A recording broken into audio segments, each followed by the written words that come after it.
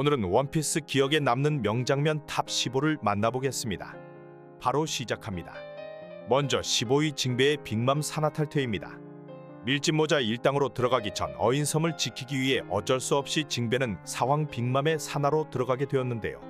포네그리프까지 가져다주며 빅맘과 좋은 관계를 유지하였지만 루피가 다과회를 망치러 온 시점에 빅맘에게 밀짚모자 일당으로 들어가겠다고 얘기합니다. 그리고 다른 누구에게도 손대지 않겠다는 조건으로 자신의 수명을 가져가라고 말하였는데요. 빅맘은 거래에 응하며 징배의 수명을 가져가려 하지만 1초의 수명도 뺏지 못합니다. 그리고 징배는 이렇게 말하는데요. 未来の海賊王のクルーになろうちゅう男が4カごときに臆しておられるか。 미래 해적왕의 동료가 사황 나부랭이에게 겁을 먹을 소냐라며 수명을 거두지 않겠다면 잔을 돌려드린다 얘기합니다. 쫌생이 빅맘은 그럼 이제 적이겠지라며 공격을 날려대네요. 다음 14위 루피의 당연하지입니다. 나미는 아론 일당에게 돈을 모아 마을을 사버려 자신의 마을을 구하려고 하였었는데요. 이 약속을 깨버리려 한 아론은 해군에게 정보를 흘리며 해군은 숨겨둔 나미의 돈을 찾아냅니다. 일생을 바쳐 모은 돈을 빼앗길 상황에 처하자 나미는 눈이 돌아가고 노지코는 총을 맞게 되는데요. 나미는 아론에게 찾아가나 개무시를 당하며 마을 사람들은 아론과 싸우기로 결정을 합니다. 나미는 너무 분노한 나머지 자신 어깨에 있는 아론 문신을 칼로 찌르는 중 루피가 다가옵니다. 울고 있는 나미에게 루피가 다가오자 나미는 도와달라 말하는데요. 루피는 밀짚모자를 씌워주며 당연하지라고 소리칩니다. 루피가 걸어가는 곳엔 상디, 조로, 우솝이 싸울 준비를 하며 루피는 아론에게 찾아가 면상에 주먹을 날려버리네요. 다음 13위 기어 세컨드입니다. 해군대장 아오키즈에게 아무것도 못하고 패배한 루피는 워터7에서도 자신의 한계를 느꼈는데요. 그리고 로빈을 구하러 간 첫 CP9과 싸움에서 함께하고 싶은 동료를 지키기 위해 머리를 짜내었다며 브루노에게 넌 이제 날 따라올 수 없다 말하고 새로운 기술 기어 세컨드를 보여주었습니다. 기어 세컨드! 자신의 기술은 모두 한 단계 진화한다 말하며 보여준 기어 세컨드는 혈관을 모두 펌프처럼 수축시켜 신체의 속도를 증가시킨 기술이었는데요.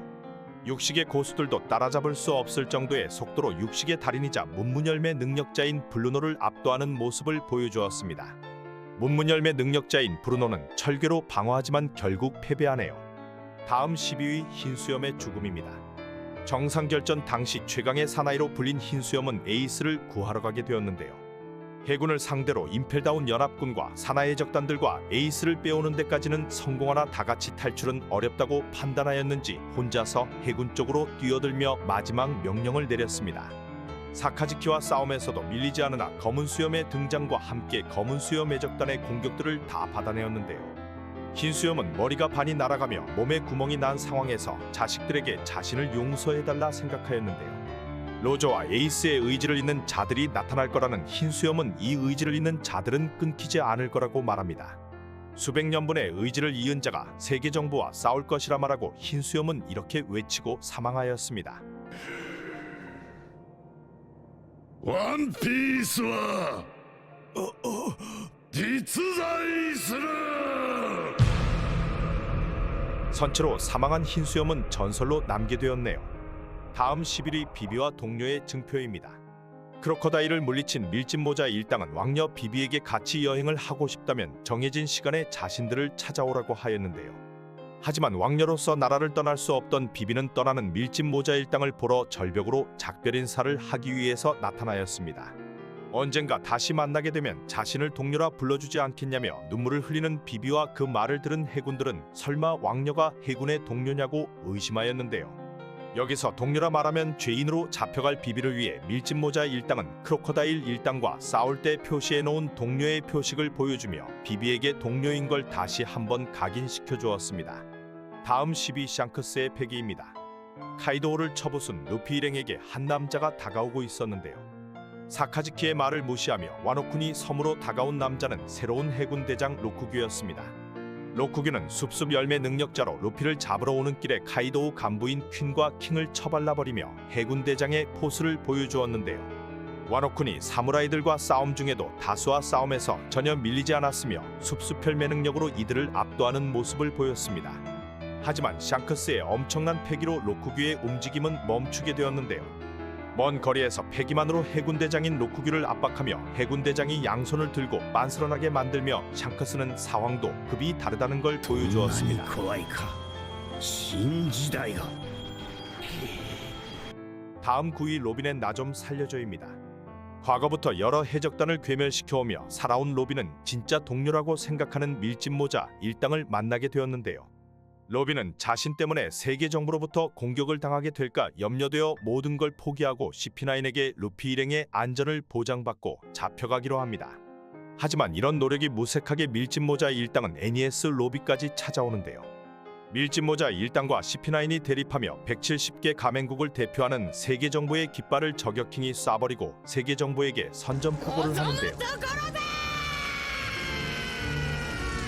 너에게 직접 얘기를 듣지 못했다는 루피는 살고 싶다고 로빈에게 말하라 합니다. 눈물을 흘리는 로빈은 자신의 마음을 내비추며 밀짚모자 일당은 세계 정부와 싸움을 시작합니다. 다음 파리 사왕의 대화입니다.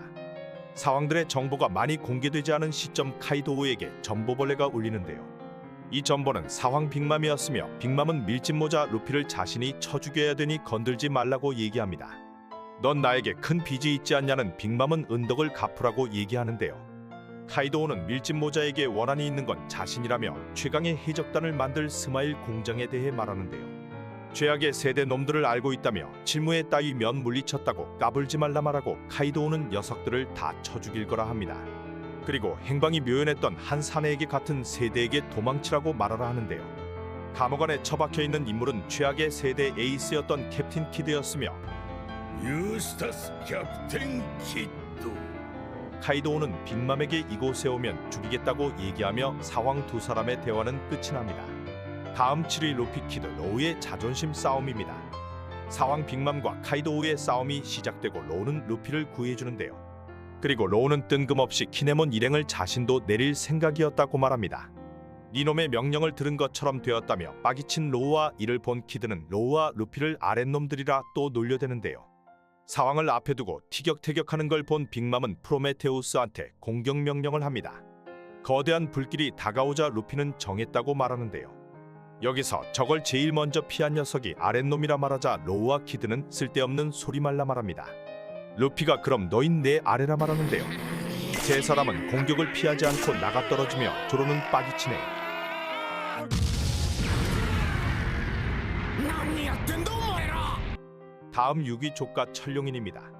인신매매 경매를 참여한 밀짚모자 일당은 자신들의 친구인 인어인 케이미를 낙찰받아 되찾기 위해 찾아가는데요. 루피가 경매장으로 어디선가 날아오며 케이미를 향해 뛰어가는 모습을 보입니다. 무대뽀 루피를 막기 위해 하치는 루피를 막아 세우며 팔이 8개인 걸 들켜버리고 마는데요. 경매장 사람들은 하치를 보며 바다로 꺼지라며 소리를 치기 시작합니다.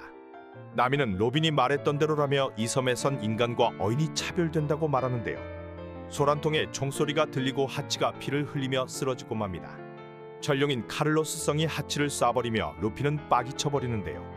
하치는 철룡인을 건드리면 해군대장이 온다고 눈물을 흘리며 루피를 잡지만 루피는 철룡인을 날려버립니다. 그리고 명왕 레일리가 등장하며 패왕색 패기의 힘을 보여줍니다. 다음 5위 루피의 10만 대군 패왕색 패기입니다. 호디가 어인섬을 장악한 상황에 실아오시는 어머니가 호디에게 총에 맞은 걸 알고 있다고 말하였는데요. 어머니의 말대로 분노와 증오에 쌓이면 안 된다는 말을 지키며 어인섬 사람들에게 진실을 알렸습니다. 호디는 그딴 거 신경 안 쓴다며 국왕과 왕자들을 공격하는데요. 이 장면을 보던 어인섬 사람들은 밀짚모자를 부르기 시작합니다. 열받은 호디는 처형을 지금 바로 진행한다 할 때 실아오시는 루피에게 도와달라며 소리를 치는데요. 메갈로에게 들어가 있던 루피와 밀짚모자 일당이 등장하나 호디는 10명의 떨거지로 뭘 할 생각이냐 말하며 우리는 10만 대군이라 말하는데요. 10만 대군이 달려오나 루피는 여유를 부리며 패왕색 패기를 사용합니다.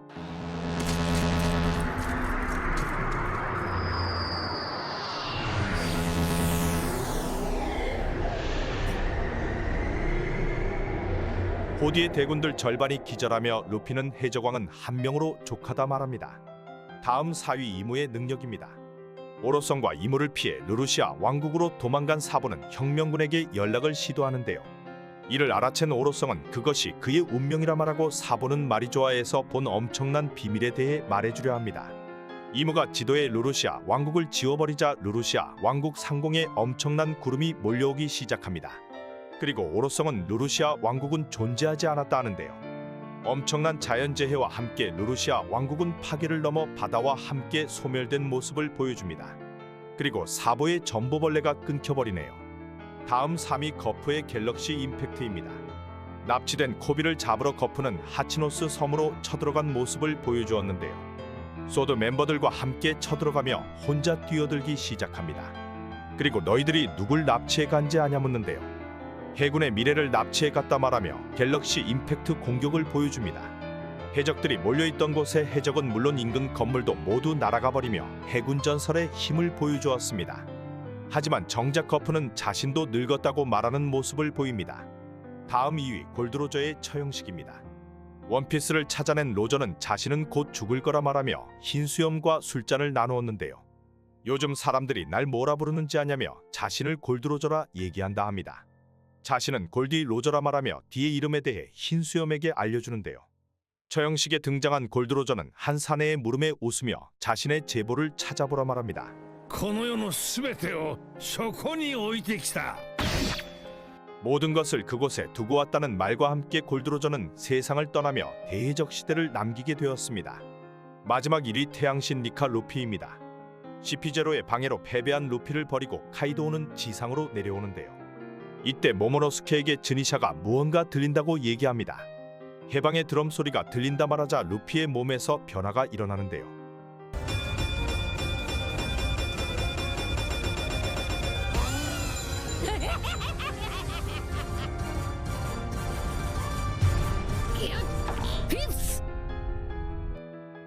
즈니샤가 조이보이가 돌아왔다 말하자 루피가 웃음을 보이며 몸에 변화가 일어나기 시작합니다. 오로성은 800년 동안 이 열매가 수중으로 들어온 적이 없다며 이 열매를 사람 열매 태양신 니카의 열매라 말하였는데요. 각성을 통하여 니카로 변한 루피는 카이도우를 잡아오며 날려버리는 모습을 보여줍니다. 구독과 좋아요는 큰 힘이 됩니다.